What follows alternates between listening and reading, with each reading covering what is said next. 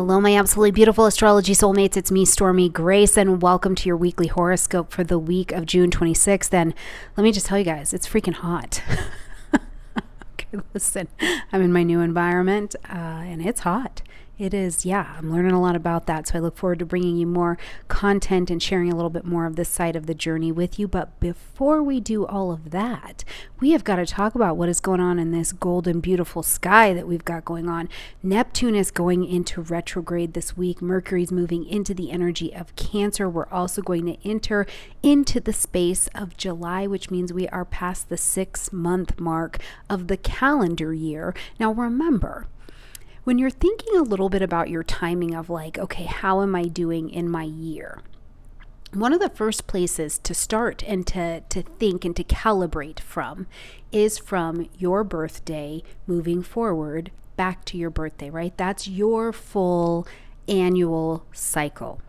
But in astrology in general, in Western astrology, we work with the seasons. So our astrological new year actually only began here in April, right? So you might be doing really well. We're only really 3 months, what is that, 3 months, almost 4 months into the astrological year. So just some ways for you to think about this and kind of gauge how you're doing. You know, it's very easy to get on board with the society's, oh my gosh, January to December time frame. And in some ways, I think that really works. But when we're working the realm of growth and consciousness and the spirit, sometimes it's really nice to have a recalibration tool at our disposal to say, well, okay, hold on. I just got on the journey 3 months ago. I'm actually doing quite well. So, speaking of doing well, how are you doing? Please let me know in the comment section down below. I am checking in on those comments, especially as I'm in transit and I'm not able to respond to all of them. But I see you, and for everything that you leave, I'm sending you a little dash, a little heart, a little burst of energy back, just a little love. And truly, guys, if you are not following me on Instagram, come follow me on Instagram. There is a daily, like every single day, transit report that comes up for you. That is, it's guidance. It pops up at the right time. There's also other little tidbits to just keep you going and speak to your heart a little bit, because I know sometimes when I'm scrolling and I'm doing what I'm doing, or sometimes I've been standing in my kitchen talking to the universe and I'm like, you just let me know. I'm letting it go. You give me a sign when it's the right thing, and then I'll scroll right to the thing, so whatever it is, I've just got a little burst of energy over on Instagram if you want to follow me over there. All right, so let's talk about how we are coming into Monday, because it is hot and heavy. It really is. The energy's fast. It's very conscious. We're coming in with a first quarter moon at 4 degrees of Libra. Now, unlike the last quarter where we're turning away from, we're bringing something, to a close. We're saying I've adjusted and disengaged from what's not working. At the first quarter time, it's like boots on. Here we go. We are going. When you think first quarter moon energy, I want you to think about the first responders, okay? Right? Like they are following instinct. They are moving quickly. They are making snap decisions. They are trusting their instincts and moving to save lives, right? And that's what we want. I mean, I don't know about you, but if something happens to me, if my body gets hurt and the first responders show up, I don't want them to last quarter me, right? I don't want them to be thinking about how to engage or disengage with me and what was happening in my life 2.5 years ago. No, I want these suckers to fix me, right? I'm like, take me to the place, plug up any holes that may be doing what they're doing, so that's the first quarter energy. So go to your chart and look at 4 degrees of Libra. What does this light up for you, okay? And in this area of your life, in that house that 4 degrees of Libra is sitting in, that is the house, the department of life that is you need to be making some snap decisions, right? You feel like, oh, I'm under pressure. I got a deadline. I've got to really get some things done. Yes, move. You're conscious. You're on. It's time to take action under this energy and trust your instincts, okay? So we'll have all of that excitement going on, and then later in the afternoon, we see Mercury move into the energy of Cancer. And Mercury is going to whip and zip through Cancer and get into Leo really fast. It goes, by the time we are, where is it? I think we hit like the 6th of July. Mercury's already blasted through Cancerian energy. So it's going to be very quick. So hold on to your eyelashes, okay, and your eyebrows. And let's use the Mercury in Cancer. Now, as Mercury is transiting through this Cancerian area, again, locate it on your personal chart so you can see what area it lights up. Like in my personal chart, it lights up the 11th house. It's got my node, my north node involved up there. But this is a time to mentally, because Mercury is of the mind, what we're thinking, decisions I need to make, it's really tied to how I receive information and thus how I disseminate information as well. Mercury in the energy of Cancer, Mercury wants to move quick, get the details, bring it, whip it, zip it, it's like FedEx, the good parts of FedEx. But Mercury in Cancer doesn't work like that because it's the mind in a water sign. So instead here, where you want to dig into the juicy parts of yourself is to trust this emotional intelligence. Trust your intuitive intelligence, right? And remember, we're going to be here all the way till July 10th. So if you feel like I can't just think myself out of this, or I'm not able to just think of what I need, I'm literally being led from my inside out, like something, my intuition is pulling me in this direction to make these decisions. My body is telling me when I stand in the grocery store, yes, you should eat that. Oh no, don't eat that right now. There's a lot of non-verbal interaction that goes on, but it is still in the realm of communication when Mercury moves into the energy of Cancer. So take full advantage of that. Now, one of the other things I was thinking about as this transit is whipping around, and we've just had this first quarter energy, over here, the moon in Libra, is never Ursula from the Little Mermaid, the old Little Mermaid, right? She said, never underestimate the power of body language. Remember when she said it like that? This is Mercury in Cancer. Do not underestimate that when your partner is talking to you, when you're in a business deal, when you're checking out at the grocery store or the whatever, that your body language is communicating exactly where you are, who you are, and what you're going through. And it is also giving off a signal to the universe and thus the person across from you who you are interacting with, what is really going on with you, where you're really at in the conversation. So never underestimate that body language, and also check in for yourself. When your partner is talking to you, do you find yourself like lifting your shoulders up, or your partner comes in and they say, hey, I wanted to ask you something about the bank account, and this thing happens in your gut and your stomach? Check in on that. What is that fear? Our bodies cannot lie to us. We simply misunderstand what they're saying. So as you're interacting through this Mercury in Cancer season, see what your body talk is all about. And if you've got other kinds of body talk, I love that for you as well. Okay, you enjoy all of that through Tuesday. Now, when we get to Wednesday, we come into the moon being in the void of course position before it's going to go to Scorpio. So Wednesday morning, early morning, okay, whether we're talking early a.m., so you may or may not be awake. But rest, recharge, rejuvenate yourself, just bring some things to a close. And then shortly after, we're going to see the moon come into the energy of Scorpio, okay? Now, this is our monthly visit through the Scorpion terrain of your chart. So again, look at what house this lights up, and then of course, any other aspects. And if you happen to have a progressed moon right now going through the energy of Scorpio, this may feel particularly potent but comfortable to you. Now, remember, the thing is, when the moon is traveling through Scorpio, we're looking at, why am I doing what I'm doing? What are my deeper motivations? Not my intentions, right? Because my intentions can be very unresearched motives. What's your motive? What are you trying to get out of what you're doing? What is subconsciously happening for you? What is something that you in a behavior or a thought process that you engage in, and somebody reflects it back to you, and you realize it was actually working unconsciously for you, where you're like, man, I didn't even know that was living in there. Or you're watching something, you're watching somebody do something, you're watching a show, and you're like, God, I wish I could do that, right? This is an un/subconscious desire, a passion creeping itself to your surface and saying, hey, we're made for that. Maybe we're built for that, right? This is it can be a very savory, delicious, delectable transit to devour if you can get into it for 2.5 days to really enjoy this energy. Go to your kitchen. Go to your kitchen, and what is some mysterious spice that is in your kitchen that you haven't used, you haven't cooked with yet? Maybe it's a little hot, it's a little fiery, it's got a depth of flavor, whatever it is. Go enjoy something deeply passionate that you maybe didn't know you were or were not connected to at this particular time, okay? Later in the day, we get going, okay? So we get to be about 3 p.m., and this is going to be United States time. So let's just say 3 p.m. Pacific time, okay? So we get to be about 3 p.m. and the sun is going to sit in a trine with Saturn. Love this.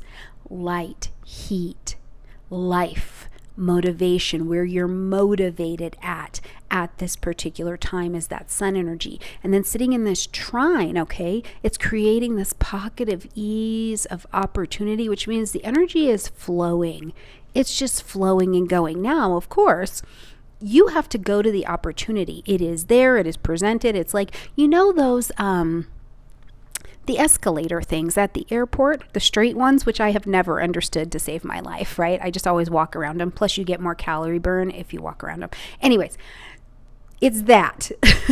The opportunity to get on the escalator and flow your little self apart or down the flow is there for you. That is this. But it is also this really delicious energy, my friends, where let's say you've been trying to work on something, or you've been working on a manifestation, or you've been trying to tweak that vibration a little bit of your intention of something that you're trying to call in, or you're even trying to present convincing information in some way.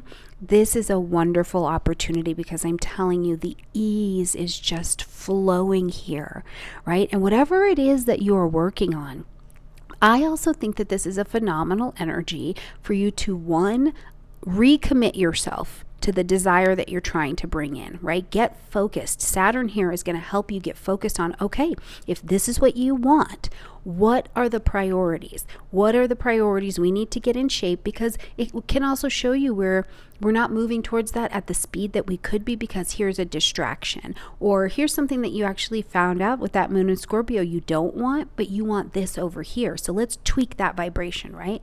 So one, you get an opportunity to recommit to what you're trying to manifest, but also two, to understand that you're going to have to commit to whatever it is you're trying to manifest. But if you do the commitment, you have the discipline, you call in the use of these two beautiful planets, you can really increase the likelihood or help yourself get in alignment with that universal vibration so that it brings it to your very best good.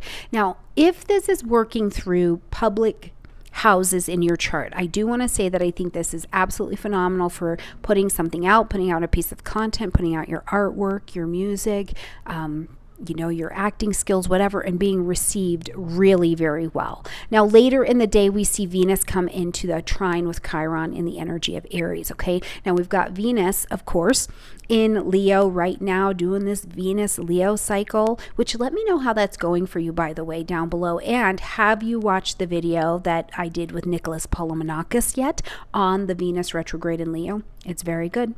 Check it out. I'll make sure it's at the end of this video, okay? But as Venus is in this trine to Chiron in Aries, this is a fire trine. Okay, so we've got ease of motivation, ease of starting energy, of I'm passionate about this. Like this is like the light, the sun and fire come together. The sun warrior comes together with a little bit more ease here. Now, I want you to just have a moment with me, okay? And this is big energy. It's big cat energy. It's Leo. So you might feel it like a day or two before, something like that, okay? But have a moment with me where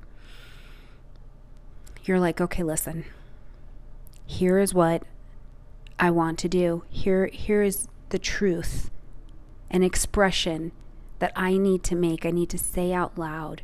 Because when I say it out loud, Venus and Leo is going to start pulling it to me. Remember, Venus is an attracting in energy. So you can attract hard and fast and big and generous and what is in alignment with what you're saying. But also,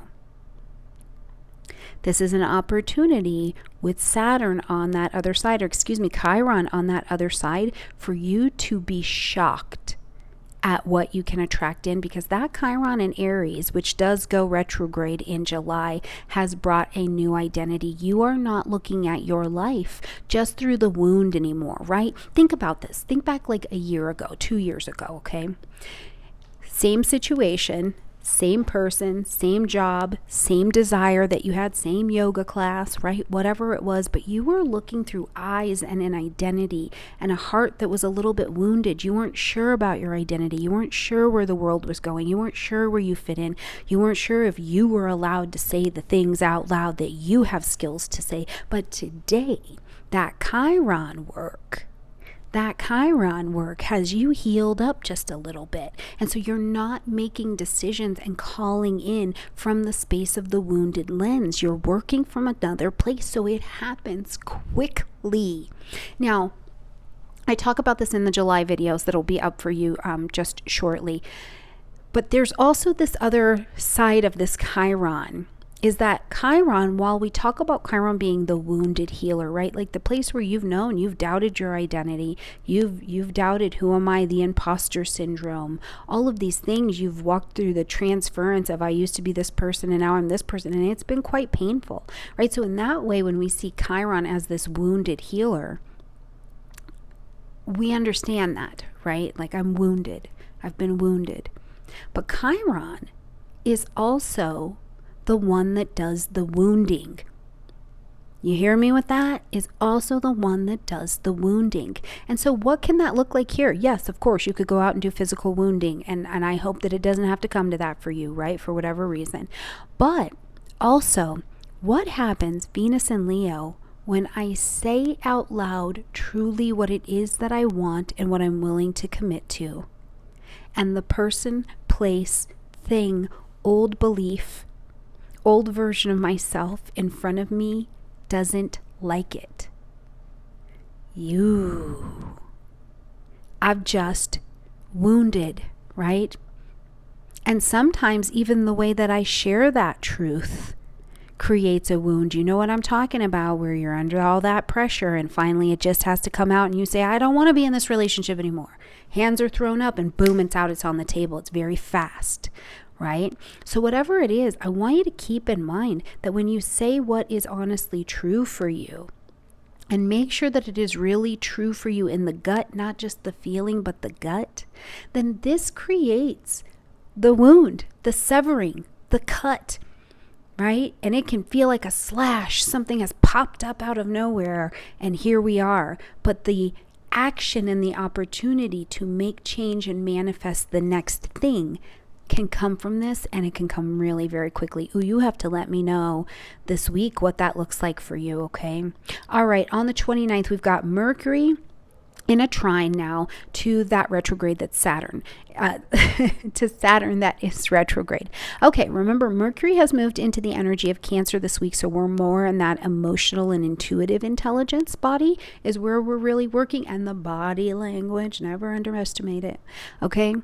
Now, we've got that Mercury in a trine to Saturn, who is retrograde. So showing us something from the past. Really, again, flashback from March of 2023 until just last week. So think of the week of June 19th when we're looking at this Saturn retrograde. So Mercury is bringing here new information. Mercury, when it is direct, is always bringing new information. So now it's bringing new information to an old vision or ideal, Saturn and Pisces, that you're trying to crystallize. Because remember, Saturn and Pisces has said, hey, you got to stop talking about it and you got to be about it. But it doesn't mean that you knew how to be about it, okay?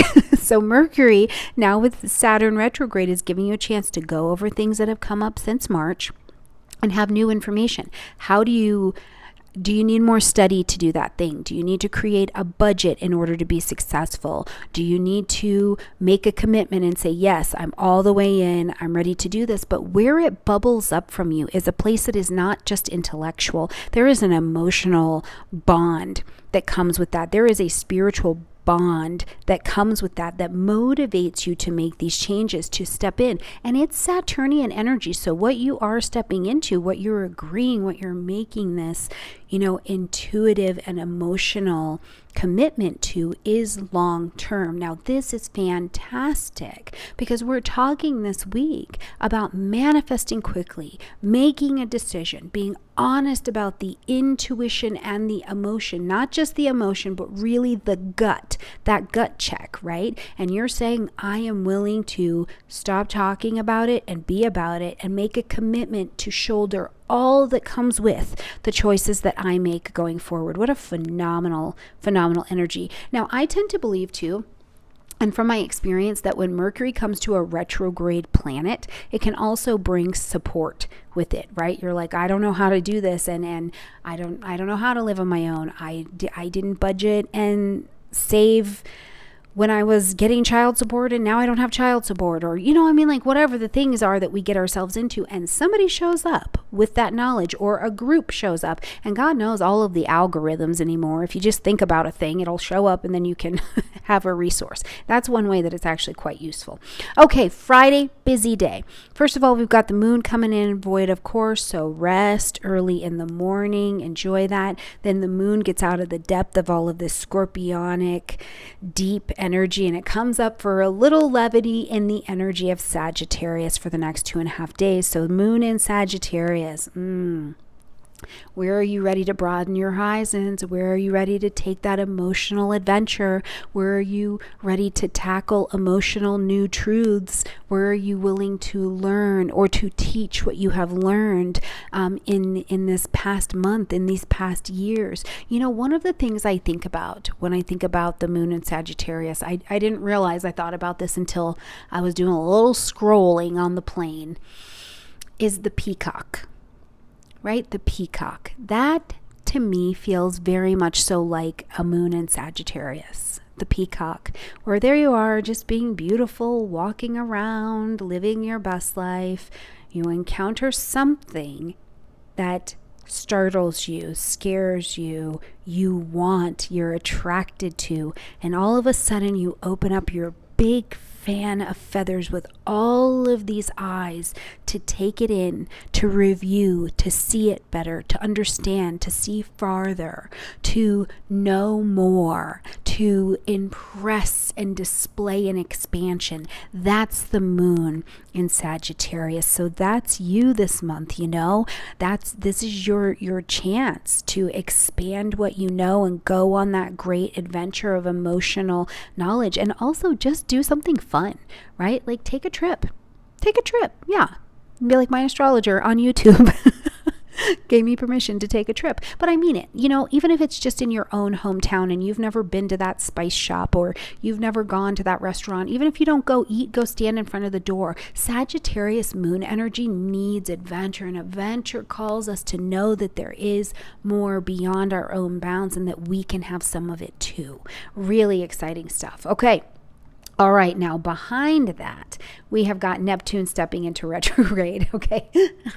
I have to laugh because whenever I think about Neptune going retrograde for most people, okay? If you have Neptune retrograde in your natal chart, this retrograde is more about calling you out instead of calling you in. It's like you have to stop thinking about it so much and thinking over and mulling it in your internal world, and you have to actually start to deliver in an external kind of way, right? Externally, you have to actualize those visions and those ideals, okay? So that's something you can note. So take a look at your chart, and if you've got a little R or RX behind your planet, that's how you'll know that your Neptune and other planets are retrograde as well. Okay, but for the rest of the folks who do not have Neptune retrograde in your chart, it is like, I like to call it reality with no chaser. Okay, it is like, it's Coke, no Henny. For sure. There's nothing. Because when Neptune goes retrograde, we have this ability when Neptune's direct to kind of tap out, daydream a little bit, soften those crisp edges of life and go, all right, let me escape over here for just a minute and I'll be back to that, right? But when Neptune goes retrograde, no, it is reality. Like, boom, this is real concrete. This is a real table. I'm not pushing my finger through it. I'm not hovering above it. It is just real, real, real. And it feels that way now in an internal way. So where this can be particularly useful is that, delusions or rose-colored glasses or ideals that we can't actually live up to, or ideals that we have about ourselves or others, that the relationship, whether it's work, play, partnership, is not actually living up to, the veil is stripped off, those rose-colored glasses get lifted, and we're like, now wait a minute. This is not in alignment with my ideals at all, or my ideals have changed. That's why this is not in alignment with anymore. And then we're tasked with beginning to take a little bit of action to say, okay, now what are my new set of ideals? And remember, Neptune is one of our social planets. So this is not just a personal retrograde for you and me, but this is like global. We're getting a rethinking of what are the ideals for our world? What are the ideals for our country? What are the ideals for our household? What are the ideals for me? You know what? Like goes like this. Okay. So there is a global rethinking of what the new world ideals are. And we saw Pluto come into the energy of Aquarius. So we know that we walked through a door. We sure did, didn't we? We walked through a door into another life and into another time. And even though Pluto has come back into the energy of Capricorn, this Neptune retrograde actually sits in a beautiful sextile to it. Remember, when the planets have sex, that's good for us because it means there's an intimate connection of opportunity in which we take intelligent action on. So as the veil has lifted, the delusion is lifted, or for my Neptune retrograde friends, as you've been called out, where are you ready to make these changes in a world that is no longer the world we left it, really in March? The old world's not here anymore. It's just not. So what's your new function? What's your new vision? How will you participate in the vision of the world coming forward, in terms of the groupings that you are a part of in your life and you support? Do you share the same consciousness and ideal as the people that you're on board with? Because sometimes during the Neptune retrograde, what can happen is you're like, well, now wait a minute. I don't think I'm really in alignment with this teacher or this particular vibration anymore. Now, one of the things I want to share with you too that I think is phenomenal is sometimes a Neptune retrograde can bring in a new relationship into your life, and it's like, whoa, where did you come from? And it doesn't necessarily even have to be a person. It can be you are watching a TV show and you get this gust of inspiration. Sometimes I really think that this is like Neptune is a passageway for our ancestors, or passageway for guides or in spirit and intuitive guides to come through and go, boom, remember. Boom, remember. And it calls up something in us that may be really old, like that time when you were 6, or, oh my gosh, when I was 15, I used to have this dream and I could see myself and I could see the thing, right? It's really, really neat. So if that's an experience that you get to have during this Neptune retrograde, please let me know in the comment section down below. Now, we have quite some time. Neptune is going to be retrograde until December 6th, and we're watching in the chart from 27 degrees to 24 degrees of Pisces. Okay, so make sure you check out exactly where that's at in your chart so you know the area of life that is being called to attention. Okay, and we're not even done. We're not even done. We still got 3 more transits to get through just for Friday. So the 30th is getting down. Okay, so then we're going to see Sun, Mercury come together in conjunction, and we call that Cazimi. And isn't that just a fun word? Cazimi. And what happens when the Sun and Mercury come together? It's like the blessings of motivation and information come together. Oh, it is just, when we have a Cazimi, what it feels like for me is that I just am getting information. And it's not information overload. It's like, oh, I knew that. I could feel it. It's like, some people call them downloads, right? But for me, I call it like just getting connected to the flow. And it's like, I can see it through the third eye and I kind of light up, or information comes to me that I've been waiting for. We had this before. If we just back up, we were just here May 1st. We've already had this in March and also in January. And I will tell you, in March, what it looked like for me is I kept sending information out about our move, and we're trying to find a place to live, and it was like no response, like we were hidden for some reason. And then we get to March 17th and boom, like everybody answered, and I had all of this information, and they were like, oh, you're going to need this, so make sure when you apply going forward that you have this and you have this. So it can even be things like that. But more than anything,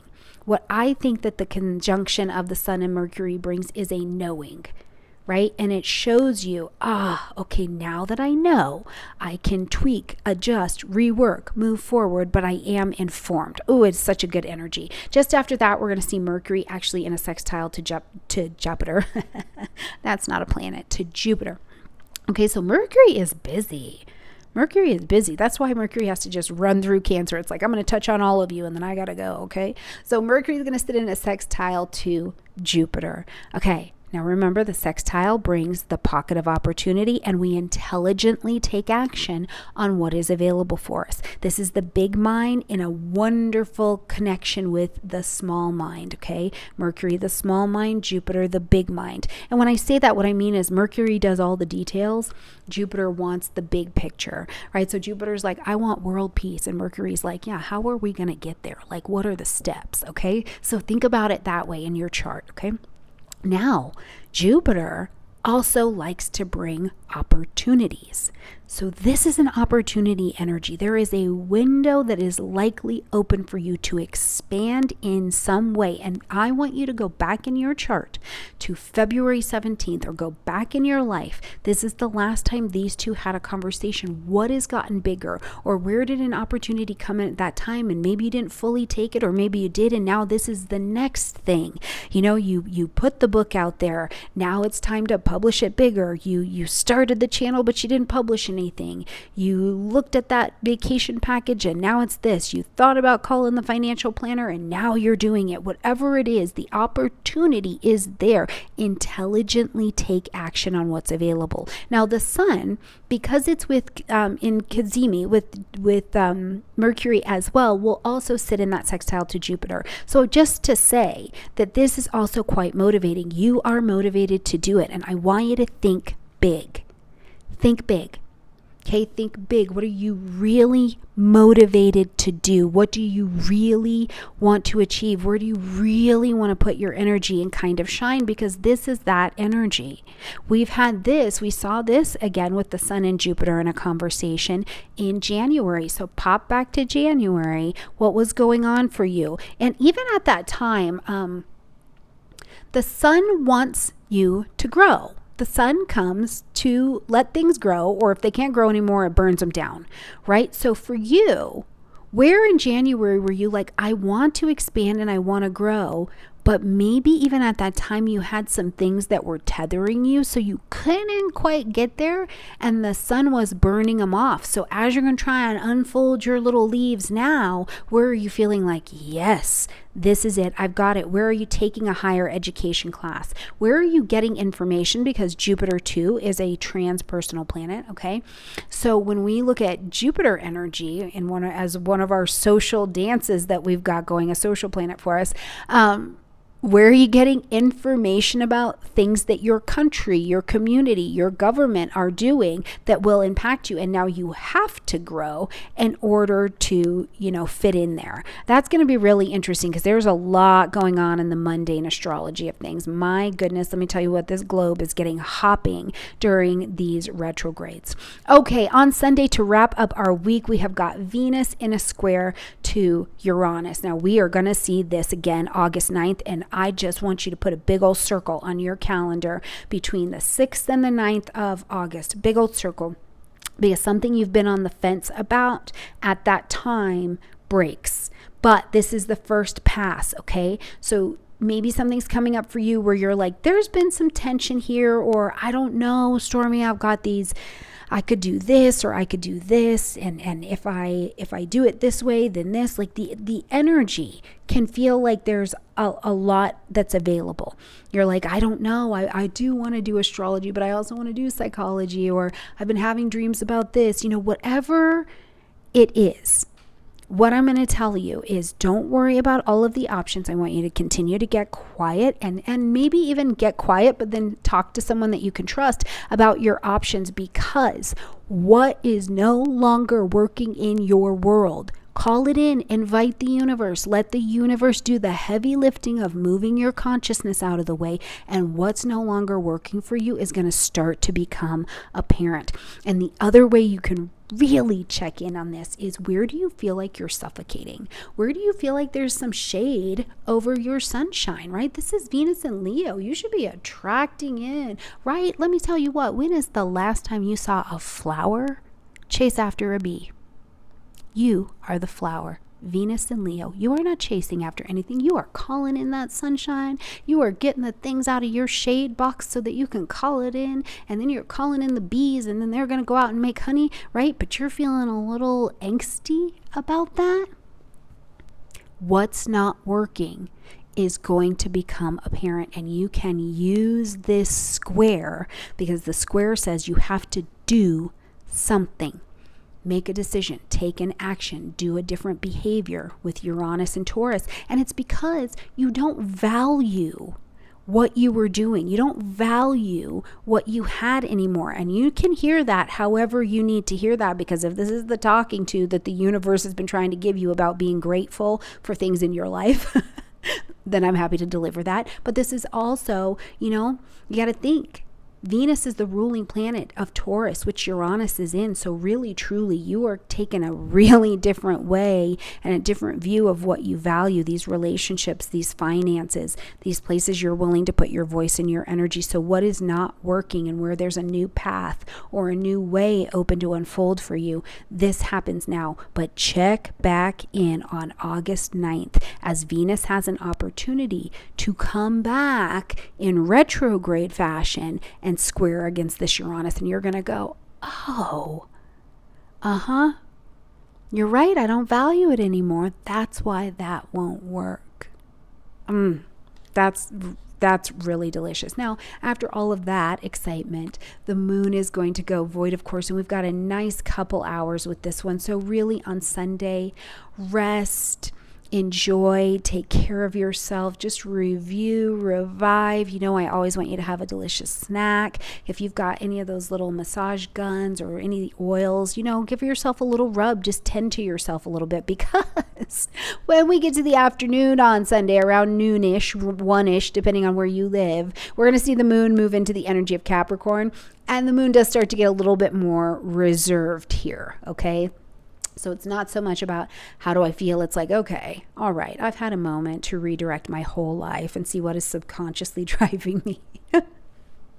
Now, where do I need to get my tacos in a row to be successful, to have emotional clarity and sanity, and be grounded and feel stable emotionally, feel supported? Where do I need to delegate some things because I can't carry everything emotionally, right? This is a big one. Let me tell you, I really have gotten to learn a lot about the moon in Capricorn through my children, right? It's like, as they have gotten older and the moon comes through Capricorn, I take time to evaluate, okay, hold on, I am the mom, but am I doing too much? Or is there a place here where I can actually let my girls take on something for themselves, take on an activity, take on a chore, have them talk me through something that they're thinking or feeling, because they need to be able to function and operate as adults when they leave my house. So where can I delegate and I don't need to take everything on?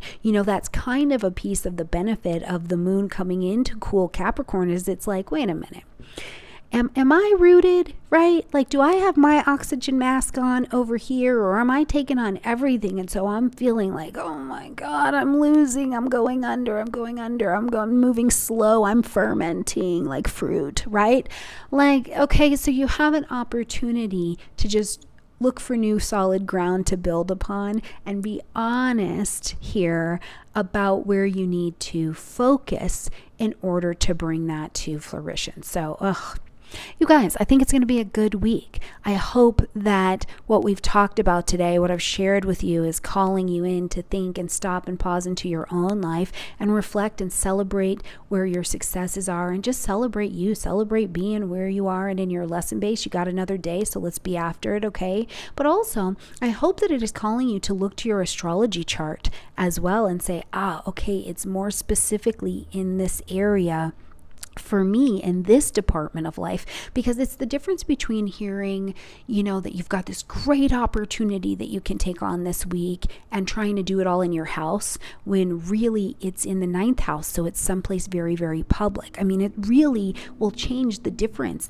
in the action you take in the areas of life. It gets a lot more nuanced and specific. And if you have no idea how to find these things in your chart, I've got a video in my description box, how to find the active transit in your chart. Look at that video. It'll show you how to find the house, the sign, and the degree so that you can kind of place some of these things, even if it's just in a general way, okay? All right, my beautiful friends, I love you a ton, and I look forward to seeing you next week, where I think I won't look so hot and sweaty. I'm getting used to all this heat. All right, you guys, I'm sending you love. I'll see you next week. Bye.